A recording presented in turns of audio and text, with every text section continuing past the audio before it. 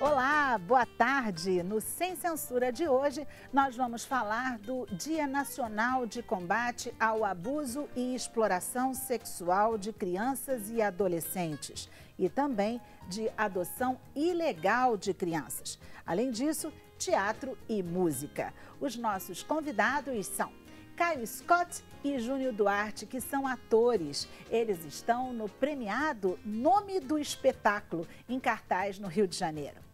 Zezé Mota é cantora e atriz. Ela está lançando o CD O Samba Mandou Me Chamar, que marca a sua volta aos estúdios após 7 anos.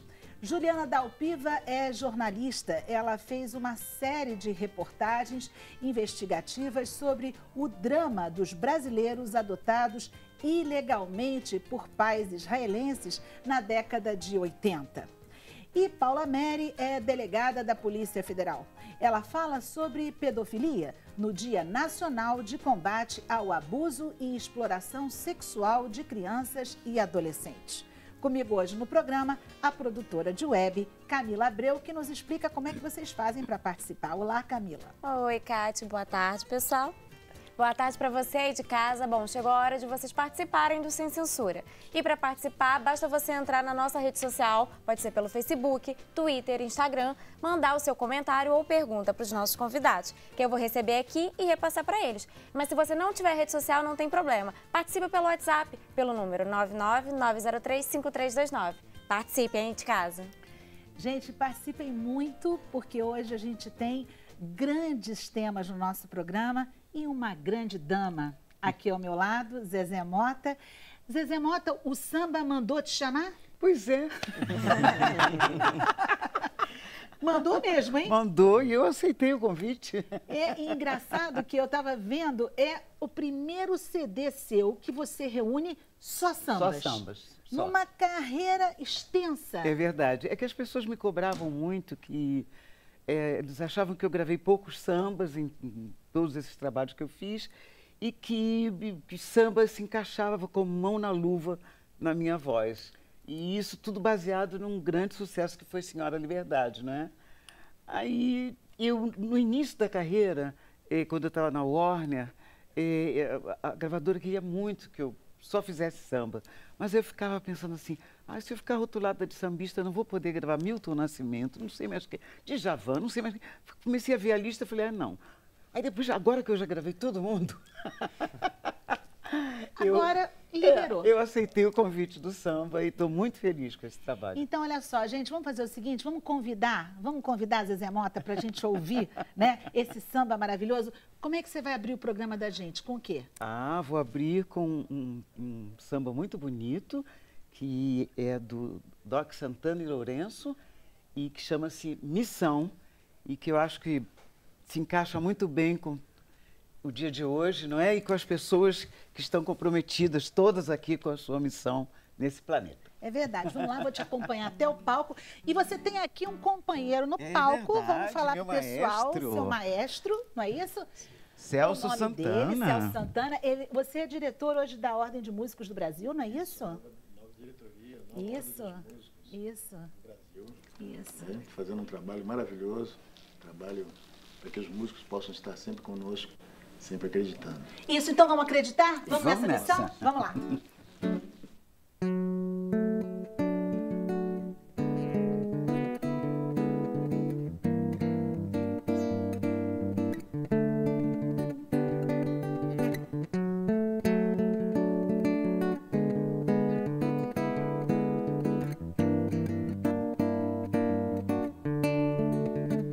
Levando a vida eu vou, cantando paz e amor. Não quero mais calar, enquanto eu viver. Eu sonho em acordar a cada amanhecer e ver o sol brilhar. Que lindo, e sou feliz assim, sentindo a emoção, soltando a voz com alegria e prazer. Meu Deus, como foi bom ganhar essa missão, um dom tão lindo assim aguenta coração. Vou pelos palcos da vida, vou fazendo o povo vibrar, coisa de bamba, de bamba. Vou vendo o povo aplaudir, o show continuar, cantar meu samba. Vou pelos palcos da vida, vou fazendo o povo vibrar, coisa de bamba, de bamba. Vou vendo o povo aplaudir, o show continuar, cantar meu samba.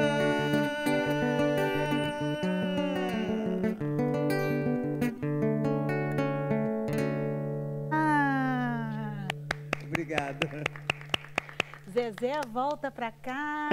Celso, você volta no finalzinho, porque a gente ainda tem a canção, né? Pra gente terminar o programa. Zezé, essa é a sua missão? Fazer o povo vibrar. É a missão de nós artistas, né? Agora pode deixar esse. Ah, é verdade. É a nossa missão, não é, colegas? É verdade. Emocionar, alegrar. Às vezes a gente faz chorar também, né? Dependendo da música, dependendo se for uma peça muito dramática. Depois eu vou lá refletir, né? Vou lá conferir a de vocês. Por favor. Zezé, e o que a gente vai encontrar nesse CD que você reuniu tanto samba? Ai, só tem pérolas. Eu canto Arlindo Cruz, que, aliás, participa comigo no CD. Eu tenho a impressão que antes do nosso querido Arlindo adoecer, foi o último trabalho que ele fez, foi cantar comigo uma música que ele fez para mim, né, para o CD, que chama-se Nós Dois, que é muito bonita. Tem a participação também do Bom Gosto.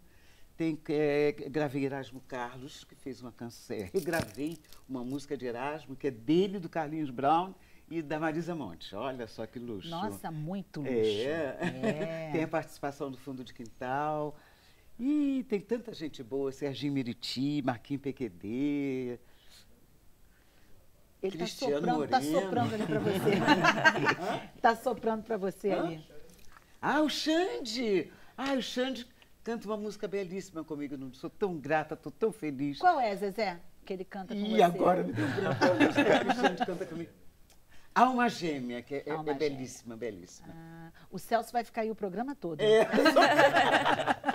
É que eu fico emocionada e me foge. Não, imagina, na verdade, Zezé, é porque é muita história nessa sua biografia, nessa sua trajetória. É verdade, não é verdade. Quem é que não esquece da nossa querida Zezé com Chica da Silva? É impossível esquecer, né? Ou seja, Chica da Silva, um grande clássico que foi um presente para você. Com certeza, eu posso dividir minha vida. Chica foi um divisor de águas da minha vida. Eu posso dividir minha vida antes e depois da Chica da Silva. Pra você ter uma ideia, Kátia, antes de Chica da Silva, eu conhecia 3 países, porque eu viajei com o Teatro de Arena, com Augusto Boal, foi. E a gente foi aos Estados Unidos, México e Peru. Agora, depois do Chica, eu conheço 16 países, porque eu fui divulgar o filme e depois, em outros países, eles descobriam que a Chica cantava. E em alguns países eu fui para cantar. E aí eles colocavam assim, show com a cantora Zezé Mota. Aí eles ficavam preocupados de não lembrarem quem era a atriz do filme Chica da Silva. Aí o pessoal falava, aquela atriz do filme Chica da Silva. Era muito engraçado. Porque, na verdade, você, Zezé, você era cantora. E depois o pessoal passou a te conhecer mais como atriz. Mas a sua essência, ou seja, você era bailarina, cantora. Na verdade, a cantora deveria ter vindo primeiro. Porque meu pai era músico, ele era um músico clássico, que tocava música popular para sobreviver, porque não teve espaço na música clássica para ele. Então, eu sempre digo que ouço música desde que estava na barriga da minha mãe. E ele torcia para que eu fosse cantora, e eu tentei. Mas aí, quando veio a oportunidade da atriz, assim, que eu ganhei uma bolsa para o tablado, fiz um teste para a Roda Viva, passei, eu falei, não, vamos... sim, já sei por que você está dizendo que eu era cantora. Porque eu cantei na noite também, Isso, eu cantei muito na noite em São Paulo. Também. Balacobaco, Teleco-Teco. Mas, assim, profissionalmente, de repente, eu me dediquei mais, foquei mais na atriz. E foi a Chica que me ajudou na carreira de cantora. Ah, sim, porque aí quando eles fizeram o teste, parece que não deu para ninguém, né? Nelsinho Mota te indicou, quando o Cacá Diegues te viu, falou assim, é ela. Não foi Mas isso? eu fiz um teste. Ah, não, Ele não falou tenho ela dúvida. depois do teste. Depois do teste, porque ele estava com dificuldade de encontrar uma atriz para o papel. Né?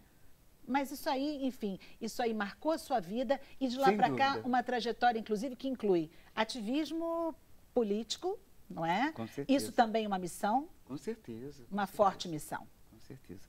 Tem gente que acha que artista não tem que se envolver com política, que não tem que se envolver com, enfim, com as questões todas, mas eu não concordo com isso, não.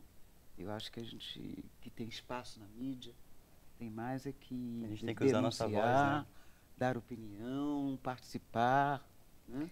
E ontem eu digo aqui que eu tive o prazer de participar com a Zezé Mota de uma premiação cujo título é Sim à Igualdade Racial. A gente teve a Luciana Barreto aqui, nossa apresentadora aqui do nosso jornal, uma grande jornalista, foi uma das premiadas, a Zezé estava presente, e o quão é bonito a gente ver uma festa como a gente viu ontem, não é, Zezé? Aliás, eu era candidata também. É verdade, gente, tem que dizer isso. A Zezé também era candidata, e é importante a gente ver o quanto isso tem que ser sempre falado, lembrado, e quanto isso tem que ser feito, né, Zezé? É verdade. Porque senão a gente acaba ficando com aquela ideia de que a gente tem poucas pessoas representando, é verdade, não é? É verdade, o nosso Brasil. E você ontem estava lá representando lindamente. Eu estava concorrendo com a Joana Dark, grande cientista, né? Isso, cientista, grande mulher. E Joaquim Barbosa, né? Sim. Na categoria Inspiração. E aí acabou que a Joana ganhou merecidamente. Merecidamente, falou do projeto que ela realiza, ela já esteve aqui no Sem Censura falando também, isso. E que é um grande projeto.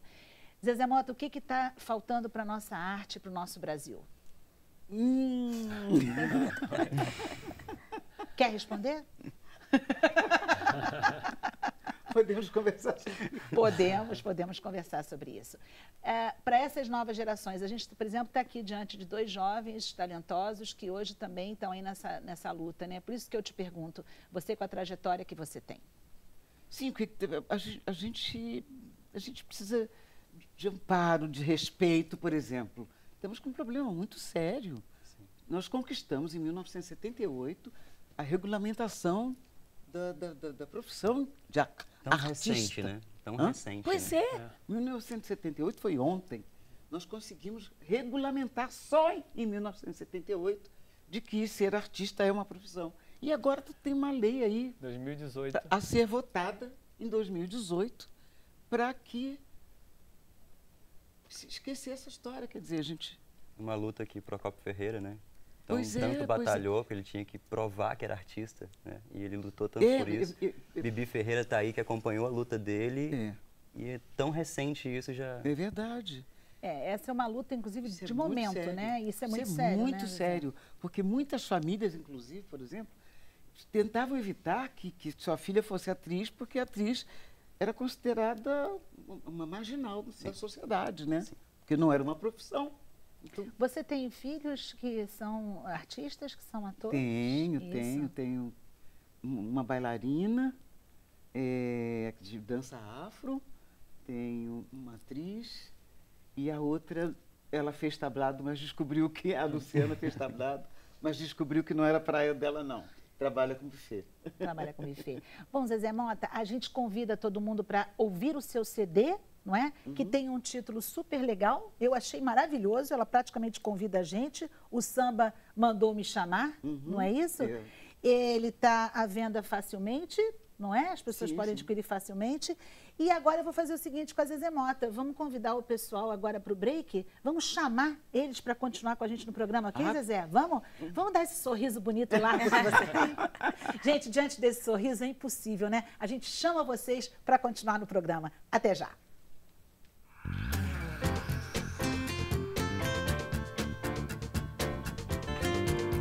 Estamos de volta com o Sem Censura de hoje. Camila Abreu. Olha aí, Kátia. Olha, a Jane Mário fez um comentário que eu achei muito pertinente. Ela comentou: artistas são a nossa voz. E a Sandra Regina, do Irajá, aqui do Rio de Janeiro, ela pergunta: Zezé Mota, deusa linda, nos diga onde e quando será o seu show de lançamento. Já é o melhor CD do ano. Ai, que pergunta boa! Estou esperando todo mundo, todos vocês, no dia 20 de junho, no Imperator, às 16 horas. Então, 20 de junho no Imperator, aqui no Rio de Janeiro. No Rio de Janeiro, às 16 horas. 16 horas. Olha, já fica o convite aí, uma ótima pergunta mesmo. Gente, a gente comemora aqui com a Zezé esse show, a Zezé teve dificuldade de me responder, até essa questão que eu falei sobre arte, enfim, sobre o que a gente vivia, porque a gente também tem assuntos, né, Zezé, que são muito difíceis de serem abordados e que estão aí. A gente hoje, 18 de maio, é o Dia Internacional contra a Pedofilia, porque na verdade é uma data que marca, porque foi o dia em que sumiu Araceli, em 1973, um caso que o Brasil todo ficou bastante conturbado, mexeu com as famílias brasileiras na época. E a gente tem aqui a nossa delegada federal, a Paula Meri, para falar exatamente sobre o assunto e principalmente sobre como combatê-lo. Paula Meri, essa é a sua missão? Boa tarde, essa é a minha missão. E hoje completa 45 anos do sumiço da Araceli Cabreira, no Espírito Santo, que ela foi raptada, drogada, torturada, estuprada, morta e carbonizada. E que a morte dela, assim como de tantas outras crianças, possa servir como um norte para todos nós e para toda a sociedade. Também para que a gente consiga proteger e salvar as crianças. Acho que assim, a maior tristeza também é que no caso da Araceli não houve até hoje, né, uma condenação. Exatamente. Não é isso? Exatamente. Até hoje é um caso sem solução. Então a gente costuma dizer que a nossa melhor e maior arma contra a pedofilia é, sem sombra de dúvidas, a informação. Que todo mundo tem que ficar atento às crianças, porque as crianças, quando elas estão sendo abusadas de qualquer forma, quando elas sofrem qualquer tipo de violência, elas dão sinal. A criança se comportava, agia de uma determinada maneira e, repentinamente, ela muda o seu comportamento, por mais que, às vezes, aquele responsável não identifique ou não queira nem acreditar que seja um abuso sexual, porque é algo realmente de uma maldade sem tamanho, mas é para você, para chamar a atenção de alguma forma, que algo estranho está acontecendo. Pela experiência que vocês têm na Polícia Federal, que sinais poderiam ser dados para uma criança que pode estar sendo molestada? Às vezes até por alguém da família, enfim. O que a mãe e o pai, algum parente precisa notar? O que seria esse diferente? Por exemplo, quando a criança já está em idade escolar, o rendimento na escola normalmente fica prejudicado. Muitas das vezes a criança tem dificuldade de prestar atenção como normalmente ela prestava. Às vezes a interação dela com demais crianças ou com os próprios membros familiares, ela mostra diferenças. Uma forma também que a gente consegue identificar sinais de crianças que estão sendo violentadas sexualmente através de desenhos. Então, às vezes você pede para uma criança... Às vezes é algo que pode ser feito de uma forma muito simples e muito usual numa escola. Você pede para a criança desenhar. Desenha seu ambiente familiar, desenha seu melhor amigo, como é que você gosta de passar o final de semana. E às vezes você vai ver aqueles desenhos comuns de criança, com sol, com bichinho. Esse aqui é o papai, a mamãe, ou... Enfim, vai desenhar o núcleo familiar dela. E as crianças que sofrem violência, elas costumam exteriorizar isso em desenhos. Então, ela começa a desenhar figuras malignas, coisas ruins, ela sentada no colo de adultos. E determinados símbolos que você percebe que não são usual de uma criança naquela faixa etária. Uma outra forma também, você começa a perceber, às vezes, um comportamento sensualizado ou sexualizado fora de hora, quando não era para a criança demonstrar aquilo. Ou, às vezes, até verbalizando determinadas expressões que não seriam do conhecimento dela. Já quando é uma criança menor, que às vezes não tem um linguajar tão mais avançado, você percebe não só com marcas no corpo, mas às vezes a criança fica muito mais sensível ao toque. Então, aquela criança que brincava, que gostava de interagir, que você pegava normalmente, por exemplo, vamos para o banho, e a criança corria, ficava feliz, de repente a criança se retrai. Ou você vai trocar de roupa, a criança demonstra algum sinal de que aquilo que ela não está mais tão à vontade com aquela situação. E pela experiência de vocês, se é com alguém, por exemplo, próximo, a criança em geral, ela externa que ela não quer ficar com aquela pessoa, que não quer ir para a casa daquela pessoa, isso também pode ser alguma coisa que chame a atenção? Sim. Em geral, a criança faz isso. Faz, porque a grande maioria dos abusos acontece por parte de alguém que é do conhecimento da criança. Não necessariamente do núcleo familiar, mas que é alguém do conhecimento da criança. Então, vai ser natural ela ter essa reação, às vezes, de rejeição. Ou, por exemplo, como a gente já pegou alguns casos de investigação que num dado momento a criança sempre ia para casa de um tio, de um vizinho, com muita felicidade e facilidade, e de repente ela não quer mais ir. Não quero mais ficar na casa do tio, do vovô, do primo, ou não quero mais fazer aula no esporte tal. Então, aí você tem que estar constantemente observando a criança. Por isso que a gente sempre fala que tem que prestar atenção, porque a criança vai sinalizar de alguma forma. Agora, Paula, é muito difícil a gente acusar alguém. Sim. Mas como é que as pessoas, assim, comuns, como é que a gente também pode desconfiar ou pelo menos achar que tem alguma conduta errada daquele adulto? Como tratar esse assunto? Ou pelo menos imaginar, ele pode ser pedófilo? Isso é difícil, né? Muito, até porque a gente costuma dizer que a gente trabalha com cifras negras, com subnotificações. Os dados reais a gente nunca tem acesso de quantas crianças efetivamente são abusadas, porque as pessoas não relatam, seja por medo, por vergonha, porque descobrem tardiamente. Muitas das vezes não acreditam no relato da criança. E, às vezes, o próprio receio do responsável, a depender de quem foi o abusador, mas eu vou contar, ninguém vai acreditar que o fulano foi capaz disso.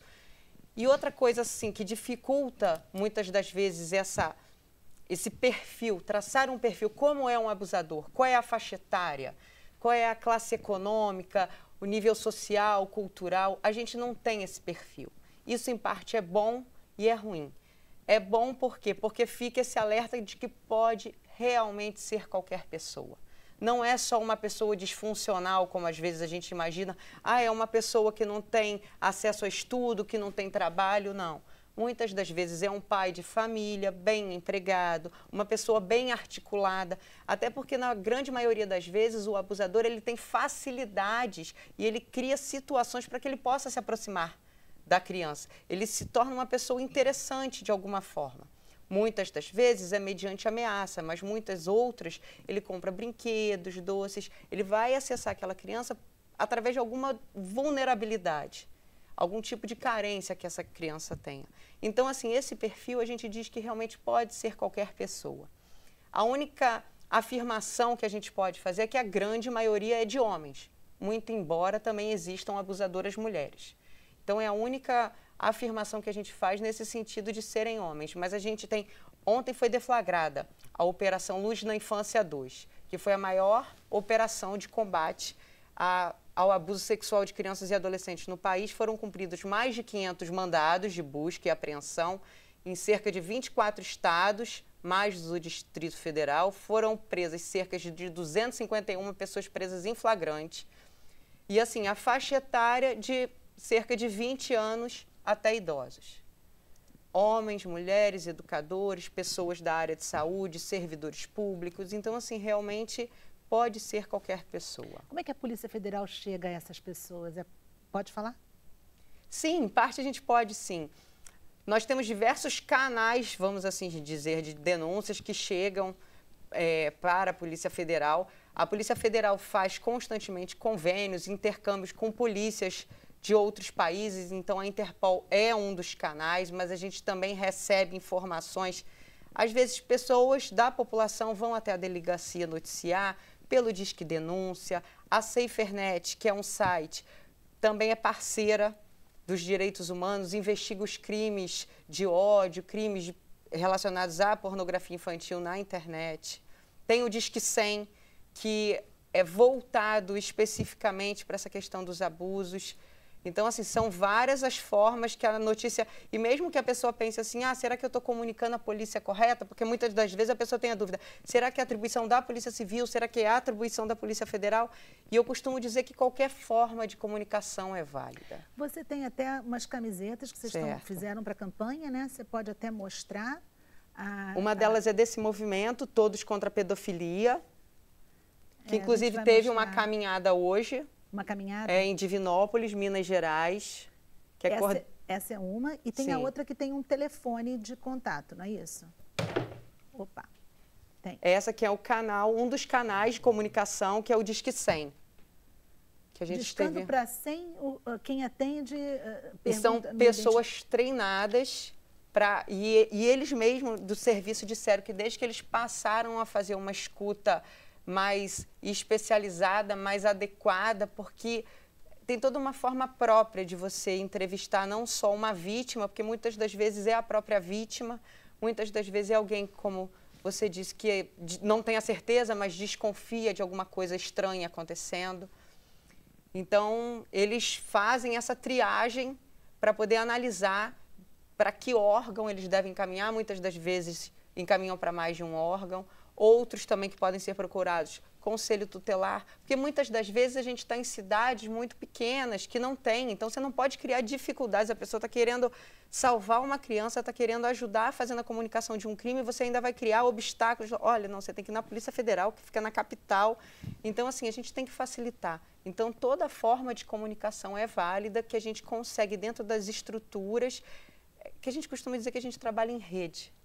Até porque muitas das vezes a gente tem essa necessidade de intercambiar informações. Então, toda forma de comunicação sempre é válida e vai chegar no órgão competente. Paula, o Disque 100 também na verdade, não é só para pedofilia, né? O Disque 100 é para qualquer tipo de violência. Qualquer pessoa pode denunciar outros tipos de crime, não só a pedofilia, né? Abuso contra a criança, assim, a violência física também. É importante saber isso, porque as pessoas não conhecem todos os usos do Disque 100. Sim, na verdade o Disque 100, bem lembrado, ele está relacionado com os direitos humanos como um todo. Então eu falei nessa questão da pedofilia, mas abarca todas as outras situações. É do governo federal, o Disque 100, Sim. né? E vale a gente também dizer que a Paula tem 2 livros que ela trouxe aqui para nós, que a gente pode mostrar para vocês e que tem muitas informações também sobre o assunto. Paula, a gente volta a falar com você já, porque a Camila Abreu com certeza tem mais perguntas para você. É um assunto bastante difícil de falar, mas necessário. E outro assunto que a gente traz hoje aqui também difícil, mas necessário de se falar, é o assunto que a Juliana Dalpiva traz para nós sobre aqueles, hoje jovens, né? Mas aquelas crianças que foram levadas numa adoção ilegal nos anos 80, por israelenses que não sabiam que estavam adotando de forma ilegal, depois de uma série de reportagens. Você chegou a isso. Boa tarde, Juliana. Boa tarde. Agradeço o convite para a gente falar sobre o assunto. É uma história, assim, fica parecendo que foi nos anos 80, mas ela ainda acontece hoje, né? A Paula deve saber disso melhor até do que eu. Só que nos anos 80, acho que antes da Constituição e antes do Estatuto da Criança e do Adolescente, a legislação de adoção era uma legislação que ficou um pouco em dúvida. Então, as dúvidas que vinham antes até do Estatuto de Menores, que é de 79, permitiam que as pessoas fizessem uma adoção por meio de escritura pública direta em cartório. Então, o que acontecia? Você não precisava passar por um juiz isso até 79, tá? Não precisava passar por um juiz para fazer uma adoção internacional, que é quando os pais são estrangeiros. Então, assim, a pessoa que queria colocar o filho para adoção ia com essa família ao cartório, fazia uma escritura pública e, enfim, a criança acabava sendo adotada por essa família. A partir do Estatuto de Menores, né, do Código de Menores de 79, isso passou a ser proibido para a questão da adoção internacional. E aí é que entra a dúvida, porque todas essas adoções que eu tratei nessas matérias, na verdade, assim, usavam esse mecanismo, mas faziam toda uma documentação ilegal. Então, assim, na verdade, eles não faziam uma adoção sequer desse jeito. Eram feitas escrituras em cartório, mas que... na verdade, os documentos são todos falsos. Eu fui nos cartórios com uma das meninas que veio para o Brasil tentar localizar a família dela pelas informações que tinham nesses documentos. E esses documentos não existem, né? A escritura pública, na verdade, não existe nesse cartório. A certidão de nascimento dela também não existe no cartório de onde está escrito, ou seja, que teria sido emitido. E era assim, ela própria soube pela família dela adotiva em Israel que a origem, né? Como que os pais chegaram a ela, né? Tinha uma senhora em Curitiba e também em algumas cidades de Santa Catarina, que fazia esse agenciamento, que na verdade era um tráfico humano, né? Ela agenciava, vendia bebês recém-nascidos com poucos dias de vida, às vezes alguns meses, há alguns relatos de crianças até com 1, 2, 3, 4 anos. E enfim, a quantidade de pessoas que foram adotadas dessa maneira é impossível de saber. A Dana Baranis, que estava aqui no Rio até semana passada, ela integra um grupo em Israel que tem cerca de 400 pessoas que relatam situações semelhantes, ou seja, terem sido adotados entre 84, 85 e 89, mais ou menos dessa maneira, e todos por essa venda que era feita por uma senhora chamada Arlete Ilo. A Dana hoje tem quantos anos? A Dana tem 32, eu acho, 32, 33, não falha. Agora, o que era feito, quer dizer, para o israelense, esse pai e mãe israelense, eles estavam adotando de forma legal. Era pedido um dinheiro para pagar uma taxa, é isso? Mas era muito maior do que era a taxa. Como é que funcionava esse comércio? Essa onde entram, né, os tons de cinza da história. Acho que é onde é mais difícil para eles conversar, né, com os pais, assim. E aí, eles têm a questão da língua, que acho que fazia com que eles tivessem uma certa dificuldade para entender completamente tudo que estava acontecendo. Acho que existe isso. E não existiu só para Israel também. Em outros países, na Europa, na Itália também tem muito registro de adoção ilegal desse tipo. Agora, o que eles contam, né? Nas primeiras adoções, sim, porque ela tem um irmão também adotado dessa mesma maneira por essa mesma senhora.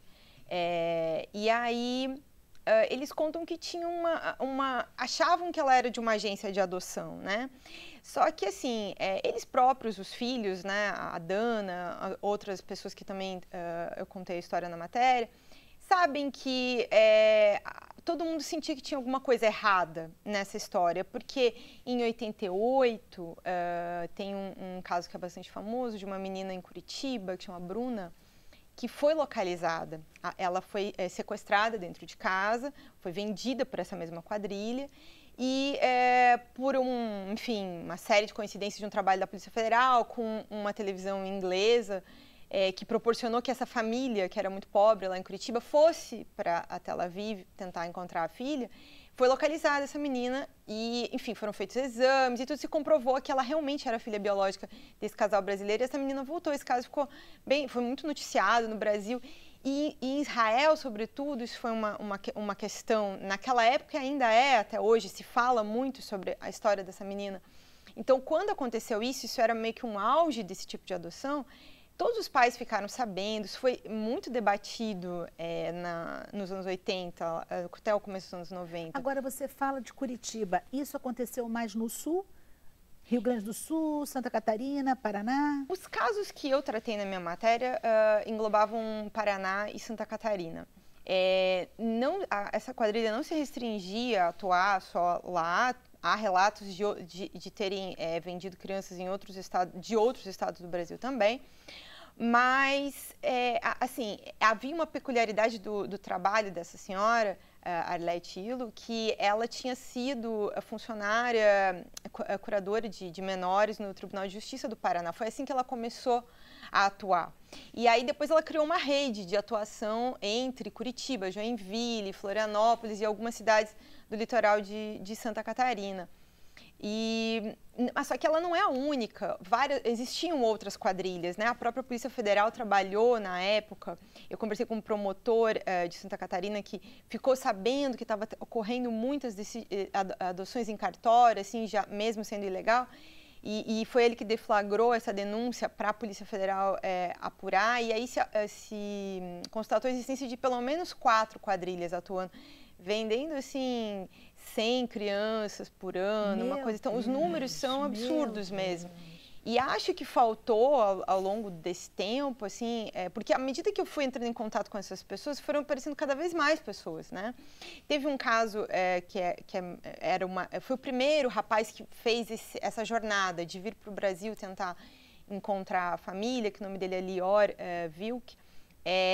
A história dele ficou bastante conhecida pela novela Salve Jorge, que tinha uma personagem que a novela tratou de tráfico humano, né?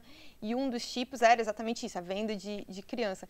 E a história dele foi um pouco retratada ali. Naquela época teve uma cobertura da imprensa também importante, só que o Lior funcionou como que um start para que os outros tomassem coragem, os outros adotados em Israel tomassem coragem de conversar com suas famílias e tomar coragem de ir adiante, né? Saber o que aconteceu, pedir os documentos. Porque pelo que você diz, então, como você fala de sequestro, porque às vezes é algum pai que, na verdade, nem sabe para onde que está indo a sua criança, não é? Mas, às vezes, essa criança é retirada do hospital, ou seja, a pessoa realmente um sequestro que acontece. E onde é que está a Arlete? Então, eu tentei muito localizá-la, ela parece que vive no interior de São Paulo num asilo, não foi possível até, enfim, a conclusão da reportagem localizá-la, mas, enfim, ela passou praticamente ilesa a tudo isso que aconteceu. E acho até, assim, a gente fala muito da Arlete porque ela ficou conhecida, mas acho que foi tudo tratado com pouca seriedade no âmbito do judiciário sobre essa questão, porque ela sozinha não tinha condições de fazer passaporte falso, certidão de nascimento falsa, escritura pública falsa. Então, assim, a rede da qual ela fazia parte, muito provavelmente não é pequena. Agora, Juliana, dá para falar em valores? Quanto as pessoas pagavam? Isso é possível? Ou lhes diziam que era uma taxa, enfim? Quanto que era cobrado? Sim, porque dinheiro tinha nisso tudo.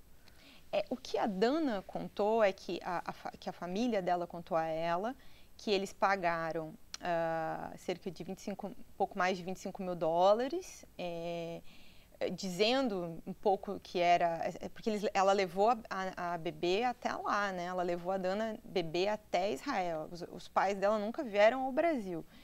Então, vamos dizer assim, a venda incluía essa ideia de que tem que levar os documentos, de que custa a viagem, e aí é esse valor que é absurdo. Mas o irmão dela, ela até guardou, assim, porque dela tinha poucos documentos, o irmão dela tinha alguns documentos a mais. E o irmão dela chegava a ter um recibo, que era só pela essa documentação falsa no Brasil, que tem escrito que foram pagos 6 mil dólares a um advogado brasileiro, que eu achei na OAB.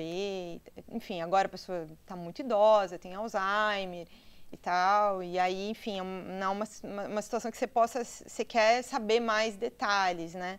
Mas os valores variam aí, alguns milhares de dólares para essas vendas das crianças. Só que também tem uma coisa que acho que é importante dizer, pelas histórias, enfim, que eles próprios contam, e aí algumas mães que foram localizadas nesse período, tem toda essa dúvida, né, de o que efetivamente aconteceu. Essas crianças foram colocadas para adoção, ou elas foram realmente vendidas pelas mães, ou, enfim, elas foram sequestradas. Essa é a principal, assim, dúvida dos adotados, e é a principal dúvida também, assim, sobre o que aconteceu. Então, é impossível, né, saber o que aconteceu. Mas, essa angústia deles é também de dar notícia para a família, sabe? De saber se a mãe procura até hoje, né? Tem uma das meninas que contou a história na matéria, a mãe dela morreu e procurava a filha ainda. Ai, que dor. Então, realmente assim... Mas ela ficou feliz porque encontrou um irmão. E aí, de algum jeito, ela encontrou respostas, né? Realmente, às vezes, gente, falta resposta para entender por que um ser humano faz isso com outro ser humano. E falta também para a gente entender ou quantificar a dor de uma mãe que passa uma vida inteira buscando um filho que foi levado por alguém. Gente, é muita dor. Agradeço a você, ao seu relato, as reportagens que você fez, porque elas só ajudam. Esse é um grande papel, uma grande missão, como a gente dizia aqui, de um jornalista. A gente vai para o intervalo, provavelmente vão vir mais perguntas para você e para a Paula, com um assunto que é difícil da gente tratar, mas absolutamente necessário. O Sem Censura volta já.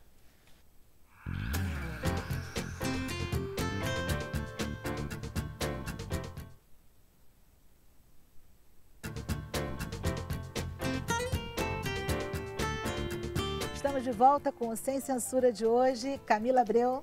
Vamos lá, as perguntas difíceis, né? Então, o Bruno Lisboa, ali de Miguel Pereira, aqui do Rio de Janeiro, ele diz que ele trabalha na área de segurança e ele percebe que vem aumentando o número de pedofilia com mulheres maiores com crianças do sexo masculino. Você percebe isso também? Na verdade, eu acho que muitas das vezes o que aumenta não são só os casos, mas as notificações. Porque eu acredito muito em movimentos de onda. E eu acho que agora a gente está numa onda favorável. Veio uma novela, veio um filme nacional abordando o tema. Então, eu acho isso muito importante porque encoraja as pessoas a relatarem. Então, muitas das vezes não é nem que os casos em si estejam aumentando, mas às vezes as notificações aumentam. Ok, Camila? E tem uma pergunta para a Juliana, da Natália. Ela pergunta se hoje em dia isso ainda acontece. Infelizmente, parece que sim. E aí tem até uma modalidade nova, que, enfim, que se diz que é a adoção brasileira.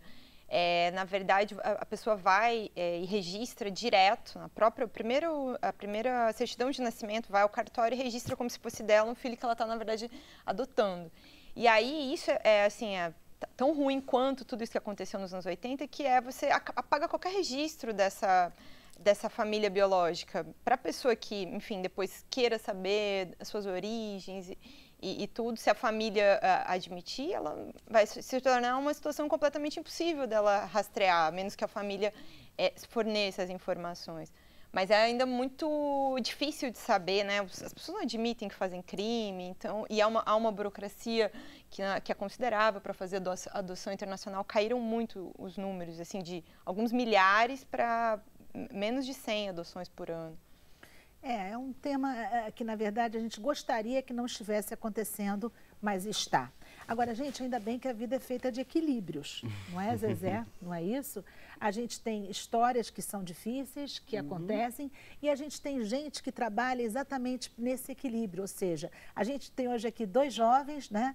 O Caio e a gente também tem o Júnior Duarte, que estão fazendo um espetáculo no Rio de humor, não é? Para fazer com que a gente consiga, ou seja, deixar para trás um pouquinho todas essas coisas tristes que às vezes aprisionam a gente.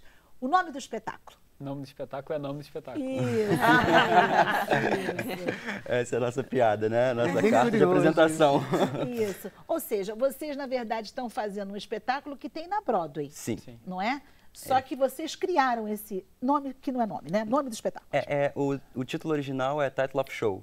E aí a gente pensou em como trazer isso para cá. Acho que aqui a gente não usa muito show para espetáculo. Então a gente colocou o que tem em ficha de inscrição, porque eles chegaram a esse nome quando eles estavam preenchendo a ficha de inscrição. Title of Show. Vamos colocar Title of Show. Então, quando a gente pega edital, quando a gente começa a pesquisar, o que vem na ficha de inscrição? Nome do espetáculo. Então, a gente pode colocar nome do espetáculo, que também é a tradução bem literal do que é o nome. Muita gente pergunta pra gente, né? Mas, desculpa, eu queria saber qual o nome do espetáculo. É o nome do espetáculo. A gente recebe e-mail, assim, a gente manda release pra imprensa, e depois a pessoa manda assim, você esqueceu de colocar o nome do espetáculo. Então, assim, não, o nome do espetáculo é o nome do espetáculo mesmo. Vocês sabiam que tem uma escola de samba, eu não me lembro em que bairro da Zona Norte, que o título, eu sei que o Stepan fazia parte, que o título é O Difícil é o Nome. O difícil é o nome. E é justamente essa angústia deles, né? Porque o espetáculo conta a história do próprio espetáculo. É um espetáculo metalinguístico, ele conta o que você está assistindo, é o que eles estão fazendo no momento. Eles estão escrevendo o espetáculo. Ao mesmo tempo que a plateia está assistindo. Interessante, né? Pois é, na verdade, ou seja, você vê todo o vocês processo, construindo esse espetáculo. Todo o processo. Não é? Olha só, vamos ver então um pouquinho, Zezé? Vamos lá? Vamos. A nossa diretora vai mostrar para vocês. Emília Ferraz está no ponto? Oiê! Ontem à noite uma velha roubou meu hambúrguer de quinoa. O que você tá falando? Eu tava na Lapa comendo hambúrguer. Uma velha muito chapada, que aliás era a cara da Dercy Gonçalves. Surgiu do nada, apontou uma arma pra mim e disse: passa seu hambúrguer de quinoa, e arrancou o hambúrguer da minha mão. Não, no final até que deu tudo certo, porque o gerente teve compaixão por mim e me deu outro hambúrguer, mas assim, eu fiquei chocado. Ai, Vander, velhinhas com a cara da Dercy Gonçalves também precisam de proteína, né? Gente, eu não quero ver uma coisa meia bomba e ser rejeitado no festival. Você não tem que se preocupar se você vai entrar ou não no festival. Isso aqui vai ter jurados, as pessoas vão ler o que a gente escreveu, eu não quero parecer um merda. Vander, pensa pelo lado positivo, nada que a gente fizer vai ser pior que barbaridade. Ai, maldade. Tá, só que tem uma coisa, os versos querem dizer coisas diferentes, né? Um diz que o ator famoso ajudaria a gente, o outro diz que não. A gente vai deixar de ter um ator famoso. Vocês ganharam por 2 vezes prêmios, não é isso? Agora em 2018, por conta desse espetáculo. Todo mundo de humor. A gente ganhou 2 prêmios no prêmio de humor, que é até do Fábio Porchat. A gente ganhou o prêmio de melhor espetáculo e melhor versão brasileira da versão do texto, né? Porque o texto, como você estava falando, é um texto da Broadway. Só que o texto na Broadway é um texto muito específico. Ele brinca, o próprio texto se critica nesse ponto. Ele fala, a gente é muito específico. Então, quando a gente trouxe para cá, a gente falou, esse texto, para chegar no Brasil, a gente precisa comunicar com o povo brasileiro. Então, a gente sentou e começou a entender qual era essas de referência, né? Tipo, tinha um nome de uma atriz, cantora de musical lá, que era muito conhecida lá. Então, quem era a nossa referência aqui, atriz, cantora de musical? Então, a gente foi fazendo essa ponte. E o nosso medo era, eles precisavam aprovar a nossa versão. Então, o nosso medo era trazer toda essa referência sem perder a especificidade do texto, né? Sem perder o que é o texto. E trazer um pouco também para as nossas referências, porque o texto original é um pouco mais do mundo musical. E como eu e o Júnior, a gente tem muita referência de teatro, de onde a gente começou, a gente quis trazer um pouco também para o teatro. Tem referência Nelson Rodrigues. Ô, gente, olha só, e o humor disso? Qual é um momento, assim, que o pessoal delira com vocês? Às vezes o ator, não sei, eu tenho a impressão, não sei se a Zezé acha isso também, às vezes acho que nem vocês imaginavam que determinada cena ia ser tão engraçada, né? E aquela que vocês acharam que era muito engraçada, o pessoal não ri. Sério, gente, eu não sei como é que funciona isso, mas acontece? Acontece todo dia, toda noite. E é engraçado que a gente, às vezes, tem uma piada que as pessoas riem toda noite as pessoas riem dessa piada e vem um público específico que não ri dessa piada e ri de uma outra coisa que ninguém riu ainda. E a gente fala, cara, como o texto é vivo, né? Como o teatro é muito vivo, no palco, então... né? Cada dia, cada plateia é diferente e cada energia da gente também. A gente tem que estar, nós atores, temos que estar todo dia no palco se ouvindo também e ouvindo o outro, né? Porque cada dia você está diferente e você tem que brincar com isso, porque isso, se você aceita o que você está sentindo, isso aí comunica a verdade também para a plateia. Né? Agora, gente, vamos aproveitar a presença da Zezé Mota aqui, outra atriz aqui hoje com vocês. Atriz de musical também, maravilhosa. Também, mas vamos aproveitar isso. Gente, fazer rir é mais difícil que fazer chorar? Vamos lá. Zezé. Eu acho. Acho muito mais fácil, inclusive chorar do que... e fazer chorar do que fazer rir. E vocês dois também vão nessa linha? É que eu não sei, porque o nosso espetáculo tem uma coisa engraçada, pensando até no nosso espetáculo em relação à sua pergunta. Porque a gente não tenta muito fazer rir, na verdade. As situações são situações que são tão que vão...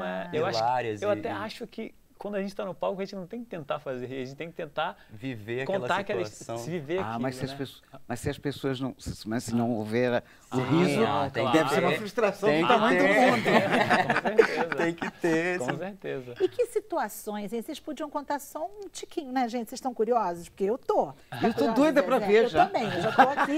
Não, a delegada tá todo mundo aqui, só. assim, curioso, não é? Juliana e tudo. Assim, um pouquinho só.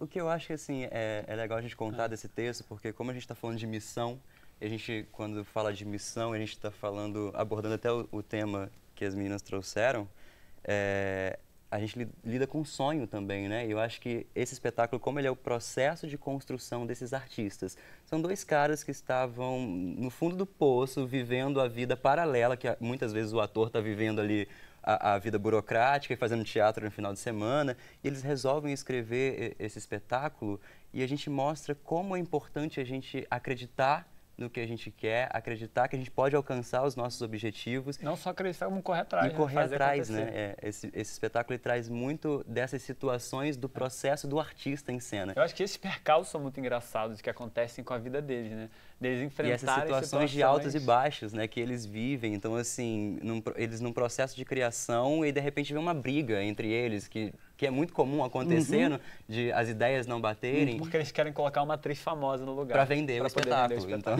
tem toda essa... Vão tirar a atriz amiga deles lá porque uma famosa vai vender mais, vai dar mais publicidade para eles. E aí todas essas situações, eu acho que o humor está nesse lugar da situação, nesse espetáculo, nesse outro lugar do humor, né?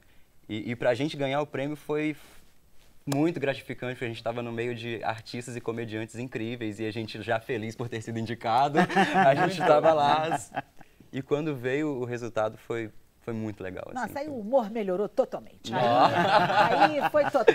Gente, olha só, quem está no Rio de Janeiro e quer assistir o espetáculo de vocês, como é que faz? Porque agora, né, Zezé? Agora a gente quer ir.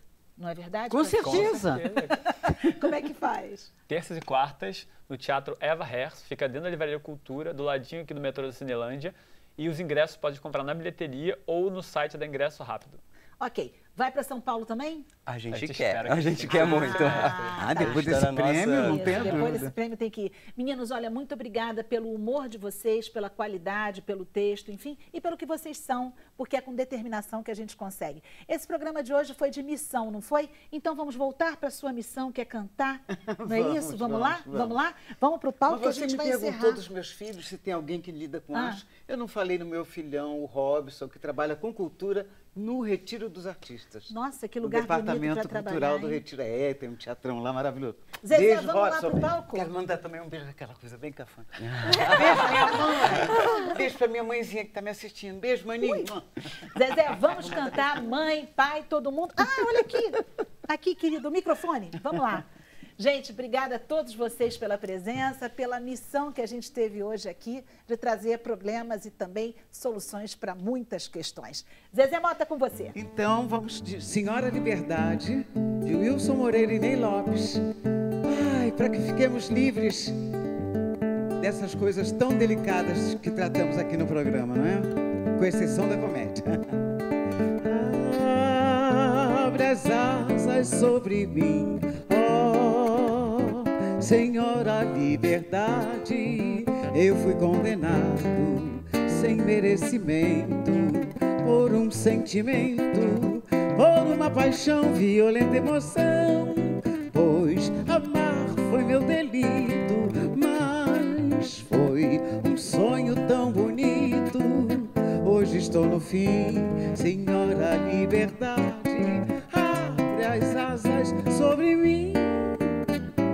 Não estamos no fim, Senhora Liberdade, abre as asas sobre mim. Segunda, não vou passar por inocente, mas já sofri terrivelmente por caridade. Oh, liberdade, abre as asas sobre mim. Por caridade, abre as asas sobre mim, abre as asas sobre mim, abre as asas sobre nós, abre as asas sobre mim, abre as asas sobre nós. Uau! Linda! Muito obrigada. Obrigada pela sua participação. Muito obrigada, Zezé. A gente continua mais um pouquinho o nosso programa, agora na nossa página no Facebook. Agora estamos somente na internet. E vamos saber com a Camila Abreu se tem mais comentários e perguntas dos nossos internautas agora. Com certeza. Todo mundo aqui é impressionado com o vozeirão da Zezé. O Roberto Cabral Silva, ele comentou: Zezé, que honra te ver aí no programa. Você que é uma grande artista e admiro muito, sensível cantora, intérprete, adoro suas leituras especiais da música. Um grande abraço. Muito obrigada, fico feliz. A Virgínia, ela pergunta, entre tantos papéis, qual deles que mexeu mais com você? Ih, que pergunta difícil. Mas realmente eu tenho um carinho especial pela Dandara do Quilombo, por exemplo, pela Chica da Silva, que mudou minha vida. Adorei fazer a Sônia de Corpo a Corpo. É muito difícil, são 50 anos, gente. Escolher um personagem. Como é que você vai comemorar os 50 anos de carreira? Eu tô comemorando. Sem parar. Todo dia. Há 50 anos tá comemorando. Comemora todo dia, né, Zezé? Exatamente. Todo dia comemora. Gente, eu estava falando isso aqui e agora a Camila perguntou isso. Eu vou perguntar a todos vocês aqui, porque como a Camila perguntou, o que vocês comemoram nas suas profissões? A gente está vendo aqui uma delegada e a gente fica se perguntando, não é? Se você, mais jovem, lá atrás, você imaginava que você ia fazer direito, um dia se tornaria delegada, um dia você estaria com uma questão tão difícil nas mãos, não é? Que sonho é esse que os meninos falavam, a missão que a própria Zezé diz, não é? E que você está hoje aqui, que trabalha com algo que é tão difícil. Sim. Não imaginava realmente, não planejei nada, não foi aquela coisa assim, desde sempre eu quis ser polícia, não, até porque a minha primeira faculdade eu fiz engenharia eletrônica na UFRJ, então assim, eu imaginava trilhar um caminho completamente diferente e, no entanto, resolvi fazer concurso público, fiz concurso eu fui policial civil no Rio, e aí quando eu entrei para a Polícia Civil foi um caminho sem volta, porque realmente eu me encantei com aquele universo, principalmente de você sentir que você pode fazer a diferença na vida das pessoas. Né? Porque muitas das pessoas não imaginam que, às vezes, num trabalho policial você consiga ajudar tanto, você consiga realmente modificar o contexto, às vezes, familiar, um contexto social. E apesar de eu trabalhar com muita coisa ruim, eu costumo dizer que a gente vê o pior lado do ser humano, independentemente da área em que você atue, porque ninguém chega na delegacia para contar uma coisa boa, nunca. Você nunca é lembrado por bons motivos. Então, quando você consegue, mesmo ali permeado de tantas coisas ruins, você consegue fazer uma diferença significativa, e eu costumo ser muito entusiasta. Eu acredito que a gente consiga, sim, fazer uma vida melhor, uma sociedade melhor. Eu acho que alguns valores nossos hoje estão meio conturbados, caóticos. E, voltando à pergunta que você me fez, estava na Polícia Civil, me encantei por esse universo policial, resolvi fazer faculdade de Direito, fiz para escrivã da Polícia Federal, porque eu ainda não tinha faculdade de Direito, passei, fiquei 11 anos como escrivã, e aí fiz concurso de novo para a delegada da Polícia Federal, e foi o único concurso que eu fiz, porque era o que eu queria. Eu falei assim, não serve outra coisa. Tem que ser delegada da Polícia Federal, porque eu vi as possibilidades que a gente tem ali, e realmente acabei me encantando por uma área tão árida, tão ruim, mas que te dá todo sim, significado quando você, assim, você deixa de lado a vida pessoal, você trabalha realmente, você não tem horário para trabalhar, muitas das vezes a família não sabe que hora você vai, que hora você volta, quando você vai para uma operação, quando você está numa investigação mais sensível, mas eu costumo dizer que quando você consegue identificar uma vítima, que quando você consegue romper aquele ciclo de violência, quando você consegue identificar um abusador, nomear os papéis, identificar quem fazia o quê, aquilo dali realmente não tem preço. Quando você resgata alguém que muitas das vezes, anos depois, já não acreditava mais que aquilo fosse possível, que você realmente consegue tocar as pessoas e sensibilizar, às vezes até aqui, como a gente está fazendo num programa, que às vezes vai levar essa discussão para dentro de casa. Eu agora pergunto a você, Juliana, quer dizer, tudo que a gente está falando aqui de missão, determinação, sonho, não é? Como os nossos artistas falaram, e você agora com uma reportagem dessa em mãos, quer dizer, isso também você imaginava, enfim, quando você foi fazer uma faculdade, enfim, você teria em mãos, por exemplo, temas como esse? A gente sempre descobre uma coisa nova, né? Tem algumas semelhanças com o que você contou. Assim, especificamente isso não, né? Mas, assim, eu sou natural de Santa Catarina também, né? Então, assim, ouvia histórias quando eu era criança sobre essa coisa de sequestro de bebês, convivi com um medo da minha mãe, da mãe das minhas amigas, dessa coisa de roubar a criança e tal. Me lembro de uma situação, uma vez o meu irmão sumiu na praia, a gente demorou para achar ele. e tinha um pouco esse medo, né? Eu acabei, na minha carreira, trabalhando várias vezes com situações muito difíceis, relatos de dor também das pessoas. E aí, enfim, às vezes a gente quer ser um pouco assim, policial, juiz, resolver, sabe? Quando você está fazendo uma matéria. E aos poucos você vai aprendendo que o papel do jornalista é muito diferente disso e muitas vezes ouvir. Quando você empresta o seu ouvido, ou aquela pessoa muitas vezes já passou por todas as vezes instituições, autoridades e ninguém parou para ouvir ela. Ninguém parou para prestar atenção no que ela está contando. Essa é uma primeira vitória que eu sinto, às vezes, quando vou escutar esse tipo de história difícil. E tento sempre ouvir com muita atenção e muito respeito, sem julgamento do que a pessoa está te contando.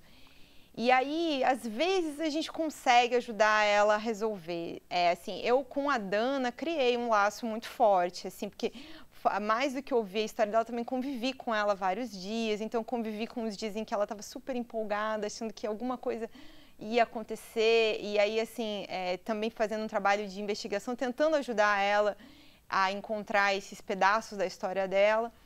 Ainda não encontramos, né? Não é porque a matéria foi publicada que nós não nos falamos mais, nós nos falamos acho que quase todos os dias.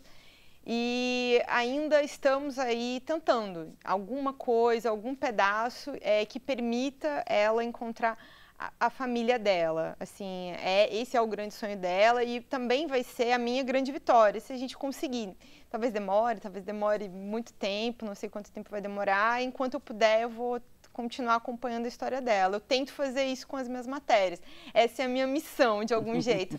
Mais do que simplesmente contar a história das pessoas, mas também, assim, respeitar a história delas, não usar, sabe? Assim, o nosso trabalho é ter esse respeito, a responsabilidade de contar uma história difícil e dar o tamanho que ela merece, sabe? Caio Júnior, vocês, assim, ouvindo até o relato, a responsabilidade de contar uma história, vocês também andando lá para trás, quer dizer, imaginavam que um dia estariam fazendo esse espetáculo, contando uma história de humor, levando pessoas a rir, por exemplo?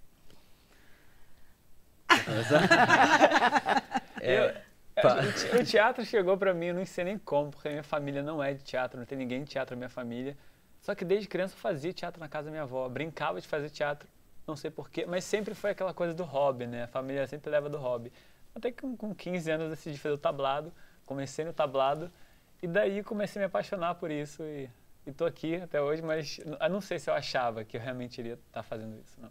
Eu acho que eu também sou do interior, sou de Itaperuna, então assim, no interior do estado. Eu tô aqui no Rio tem 7 anos, vim para fazer Martins Pena e comecei a carreira, já fazia teatro lá, mas não era nada profissional. Mas uma coisa que eu vejo nas duas falando nessa coisa da transformação do outro, né?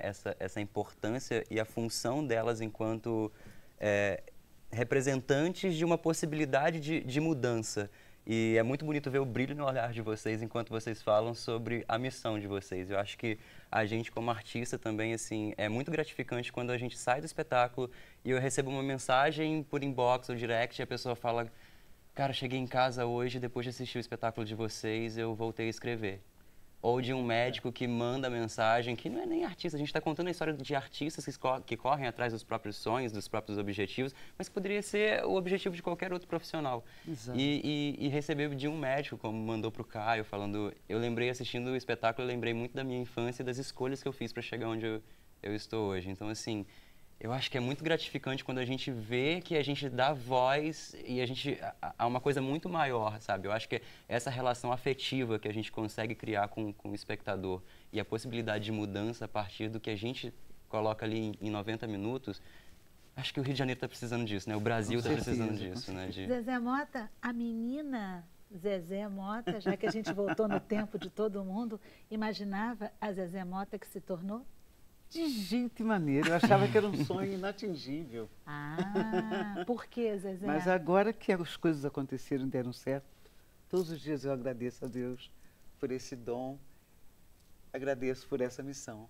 Aí eu estou aqui agoniada para perguntar uma coisa. A menina sabe o nome dessa mãe? infelizmente, tem um nome que não sabemos se é verdade. Imagina, Zezé, lógico. Não sabemos se é real, né? Porque todas as informações... Nada existe, no documento não existe. Então, não tenho como bater, sabe? Mas o nome da... É Sueli, onde está o nome da... Só que, enfim, a única coisa que a gente acha que está certa é a data de nascimento. Porque todas as outras informações não necessariamente tem um rastreio. Ela teria nascido em Florianópolis, né, segundo a certidão de nascimento, e 28 de julho de 1985, a mãe seria Sueli, e aí sempre é um sobrenome, assim, Silva, Costa, que tem milhares no Brasil, e se não me engano, no caso dela é Sueli Costa. Então, a busca é difícil, sabe? É difícil, mas às vezes, sabe, acontece. Tem uma das outras meninas que apareceu nessa matéria, apareceu uma senhora que diz que teve uma filha que foi sequestrada na mesma data em que essa menina tem como data de nascimento, né? E a gente está tentando ajudar as duas a fazer um teste de DNA, porque é a única maneira também de sabermos, né? Só que assim, aí também entra uma questão emocional, elas vão levar um tempo até as duas concordarem com isso, mas também estou torcendo muito que seja, e aí quem sabe a mãe da Dana aparece por aí, né? Porque acho que tem uma coisa do preconceito das mulheres, sabe? Ela tem muito preconceito com mulheres que tiveram filhos sozinhas, abandonadas por namorados ou expulsas pelas famílias.